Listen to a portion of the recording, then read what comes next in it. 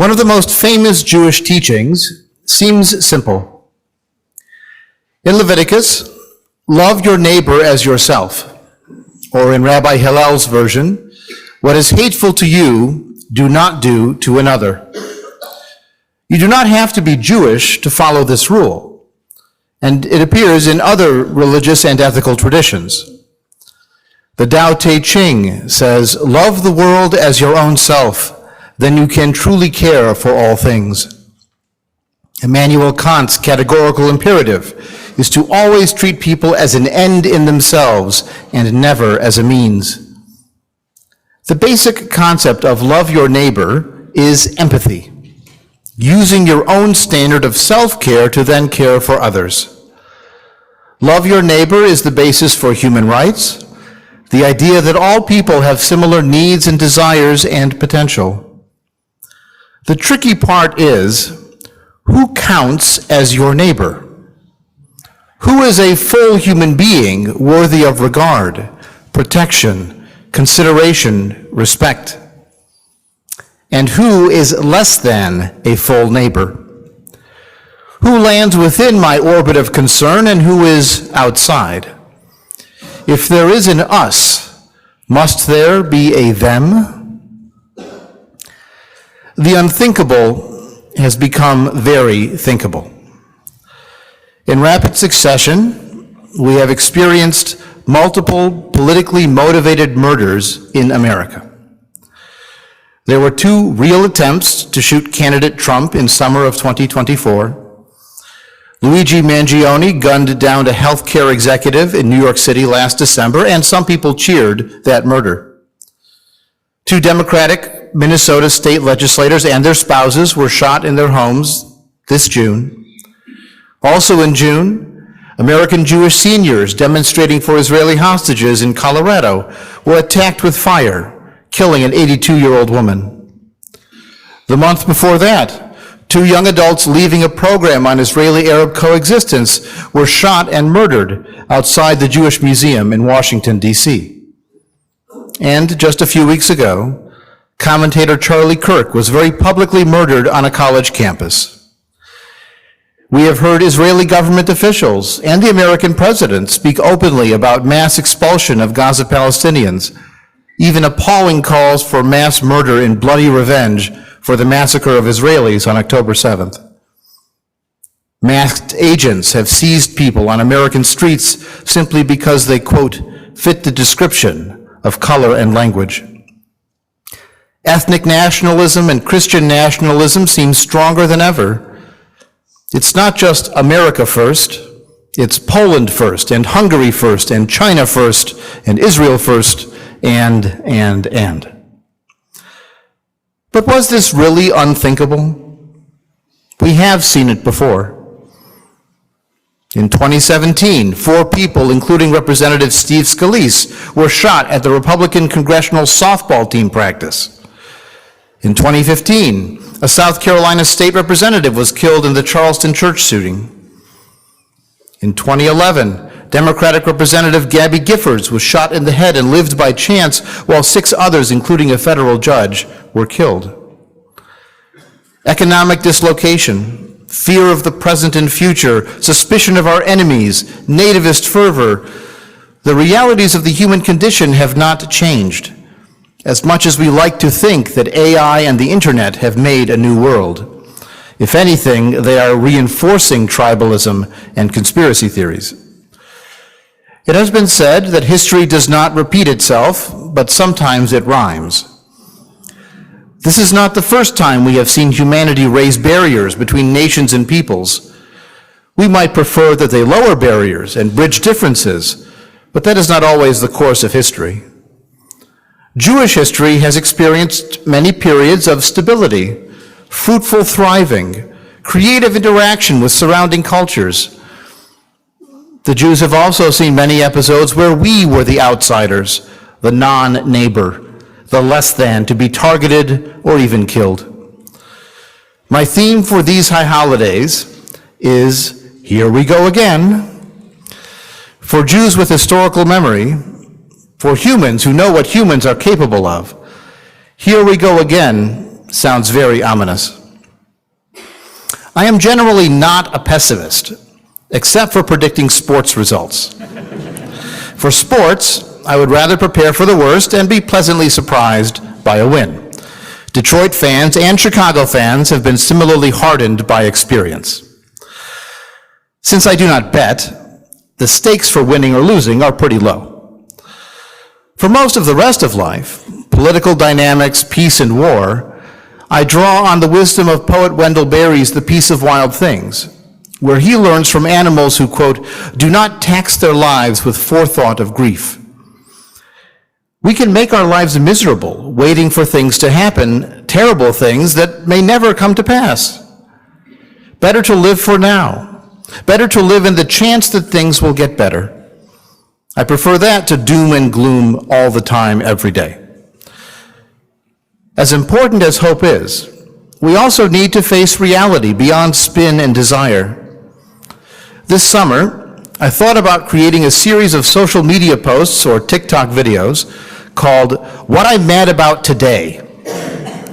I have zero doubt that I could have come up with plenty of material to carry me for weeks, only addressing one issue a day. I am a bit of a news junkie, and sometimes I fear to read the news in the morning, for fear of what happened overnight, or what might happen today, or tomorrow. When I first came to Kol Hadash, one of our members asked me, can you be a humanist if you don't like people? Current events are putting that question to the test. Humanism itself is both a modern and an ancient idea. It is as old as the Jewish myth that all people are descended from the same ancestors. Even in modern Hebrew, the generic term for a human being is Ben Adam, child of Adam. There is an evolutionary basis for humanism too, since all people actually descended from the first Homo sapiens making their way out of Africa thousands of years ago. 2 millennia ago, Greco-Roman culture was so attractive to other peoples that you can find Roman ruins all over the Mediterranean into Central Asia. Another example of their influence, the rabbinic word for a heretic is apikoros. It comes from the Greek philosopher Epicurus. Evidently, some Jews 2,000 years ago liked Epicurus' focus on this life and this world instead of the gods and an afterlife. The Jewish historian Josephus went from a Roman prisoner during the Great Revolt in 70 CE to a Roman citizen. A Roman slave from North Africa in that period, who turned into a free playwright, once expressed ancient humanism very well. Nothing human is alien to me. In other words, every person is a full neighbor I can love as myself. Of course, that ancient world, both Jewish and Greco-Roman, was no humanist Garden of Eden. Both cultures accepted slavery. Both did not accept women as full people. Both treated outsiders as lesser. The generic Greek term for non-Greek was barbarian. Jewish tradition definitely privileges Jews over the other nations. The Hebrew for the nations is goyim, not a nice term, as used in Yiddish. The Roman Empire conquered the world to forcibly impose its authority. The Pax Romana, or Roman peace, included 2 bloody and destructive Jewish revolts against Rome. It is not an accident that the pagan Roman Empire, with its relative tolerance and universalism, gave way to religious empires under Catholic Rome and Eastern Orthodox Byzantium. Religious empires that persecuted Jews and other heretics in a period called the Dark Ages. You see, progress can easily be followed by regress, reaction, retreat. After the Dark Ages, there was the reborn humanism of the European Renaissance, changing everything from how art depicted people to the very concept of connecting all human knowledge and creativity as a Renaissance man, long before Wikipedia. Building on the Renaissance, the humanism of the Enlightenment created and deepened ideas like human rights, individual citizenship, separating religion and government, reason as an arbiter of truth, ideals that humanists still celebrate today if others do not. That ideal of enlightenment, or Haskalah, transformed Jewish life, encouraged Jews to modernize everything from dress and diet to ideas and identity. It is entirely appropriate to note that there were powerful and dangerous nationalist reactions against the universalism of the Renaissance and Enlightenment. Those nationalisms were definitely not good for the Jews. It is entirely appropriate to note that the same Europeans who emphasized reason and freedom were also slow to include women and to emancipate slaves, and they were fast to acquire and exploit colonies in Africa, Asia, and the Americas. It may make them hypocrites, but that does not mean that all humanism is humbug. The very idea of human rights, that people as human beings deserve and can demand respect, dignity, and freedom, that idea continues to motivate and inspire progress all over the world. The fact that we are still arguing today, now, does not negate the tremendous advances of the last centuries, which we sometimes take for granted. It is those same humanist values that enable us to critique people like a Thomas Jefferson, the slave-holding freethinker and democracy pioneer. They changed the Jews from subjects to citizens, as we are today. Those humanist values encourage us to expand our orbit of ethical and emotional concern beyond the clan and the tribe to the human being, not only their human rights, but also our responsibilities to them if they are all our neighbors. Do those ideals of humanism sound pretty good? Well, there's a selection bias if we were to survey a humanistic Jewish congregation for whether they like humanism. So why is the world at large, the world beyond these doors, seemingly going in the opposite direction? Here we go again means that we need to learn from our past and not simply endure it anew. Over the long centuries of human history, social systems based on human rights and humanism are, well, they're weird, they're rare, they're unusual, they're hard to impose, and they're easy to collapse. A much higher proportion of the human experience has been dark ages, group against group, tribe against tribe, religion against religion, nation against nation. Most human cultures have convinced people to do what's good for their family, to sacrifice their individual desires for people close to them. It is much rarer to respect an abstract individual, a stranger, and to love them as yourself and your kin.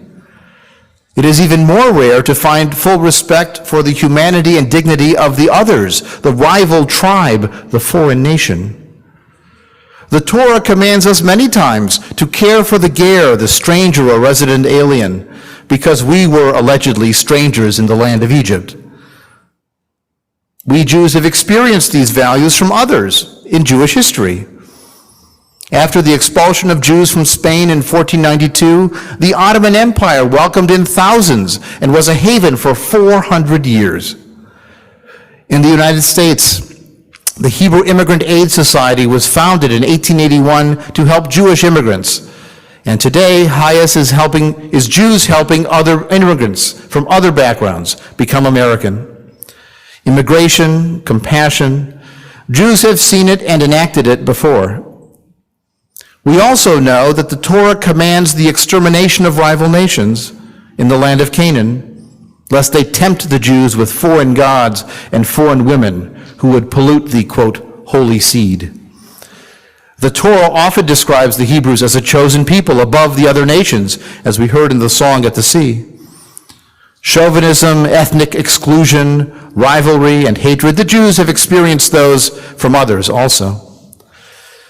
Sometimes the lesson of Jewish suffering is Jewish empathy, and sometimes it is Jewish revenge. In Psalm 137, part of the traditional daily meal blessing, it laments the destruction of Jerusalem and the challenges of living as a minority in Babylonian exile. And that psalm ends with this: Daughter of Babylon, doomed to destruction, he will be happy who repays you as you have done to us. Happy shall he be who takes and dashes your little ones against the rock. Which is the more typical human response? Respect or revenge? To be honest, probably revenge. If we try to direct our actions based on the all instead of the us, the human beyond the tribal, we are battling human nature. We are wrestling with the animal brain. We are fighting most of human history. That does not mean the struggle is worthless or impossible. We do have to be realistic. We humanistic Jews live at the intersection of the particular and the universal, learning the truths of the world and the human condition from human knowledge, like science and reason, and also celebrating our family and our cultural heritage in its uniqueness and its parallels to other cultures. Sometimes we Jews are slammed for being too tribal. Sometimes we are too universal. And sometimes we are slammed for simply being different, for undermining Christian hegemony with our stubborn insistence on, say, Hanukkah, which is a holiday about stubborn resistance. The crisis of humanism, the crisis of human rights in the face of rising fears of the other is fundamentally a crisis of empathy. Can we care for others even when we need care? Can we feel that others suffer even when we are suffering? When we are faced with too many problems, we shut down and only focus on issues that affect us. I am white, male, straight, cisgendered, married, employed, a born citizen, reasonably physically healthy, reasonably mentally healthy, and financially stable. That's 10 out of 10. If you are not any of those, you may face more challenges than I. If it is only about me, life is okay. If I make it all about me, I won't have to change anything. It's too easy to believe when we read, no one is talking about our issue, even if they are, because it cannot be about us enough.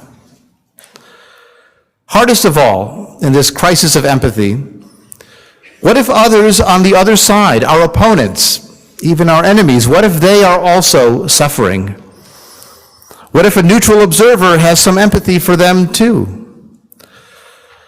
When recently discussing immigration, Elon Musk, the immigrant, said, the fundamental weakness of Western civilization is empathy. He called the current moment civilizational suicidal empathy. If empathy itself is thought to be dangerous, fear wins over fellowship every time. The question is ultimately a chicken and egg. Will a lack of empathy produce more hostility? Or is the world already dangerous and empathy itself is dangerous? Some borders and boundaries are necessary.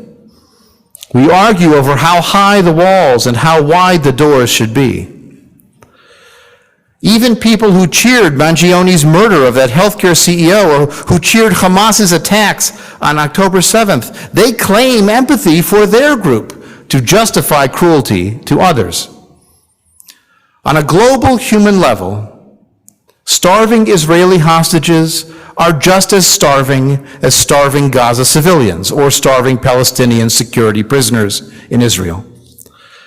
Even if they are all starving, through the evil of Hamas and the chaotic disorder of social collapse after 2 years of war, and the effects of Israeli decisions are a factor too. It is an endless battle of what about. There are Gazans suffering. What about October 7th? October 7th, what about settler violence in the West Bank? The West Bank, what about stabbings and shootings and bus bombings and intifada terrorism? And terrorism, what about the plight of the Palestinian refugees? Palestinian refugees, what about the Jewish refugees from Arab lands? Your suffering, what about my suffering? Israelis and Palestinians are physical neighbors, but they are not moral neighbors for empathy, with exceptions.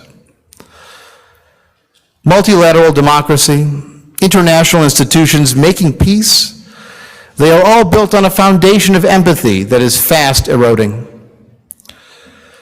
Last year, I encouraged us to wish each other a Shana Yoter Tova, a better year. Fat lot of good that did.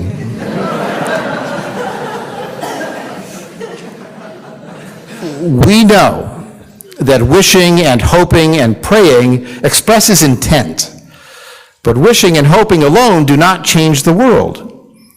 Changing the world, changing ourselves, changing others is a long, hard process of creative communication and, hardest of all, careful listening. So listen carefully while I share a secret about nationalism. Patriotism is also a form of empathy. In Yael Tamir's book, Liberal Nationalism, she describes how national allegiance trains us to sacrifice treasure and even sacrifice blood for people to whom we are not related. There are two fundamental questions about empathy that make the humanist difference. Where do you draw the outer line, and how does your people relate to other peoples? If you're a white nationalist, a Christian nationalist, your lines are stark and exclusive. Your relationship to the outside world is often hostility and aggression. That is how the religious fundamentalist faces a liberalizing, multicultural world. By contrast, if you are open, it is like a humanistic Jew relating to the American religious landscape. We are who we are, and we support our own group, and our experience has taught us to respect who they are, as long as they respect us. We love our neighbors who love us back. We can have inward empathy and outward empathy, open ethics and humanism, us and them rather than us or them. The Jewish New Year is a time of self-evaluation, a time to consider our choices and connections and then strive to do better.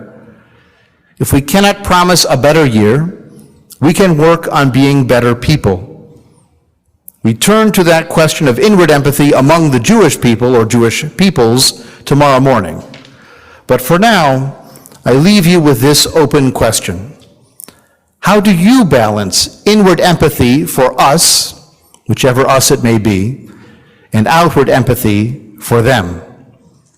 Does your balance need rebalancing? One of our canonical high holiday songs, L'Shana Tova, wishes each other not only a good year, but also a year of Ratzon Tov, of good intention and purpose. The year will be what it will be, good, bad, or otherwise. We can become what we strive to become. I wish you all the best possible of New Year's.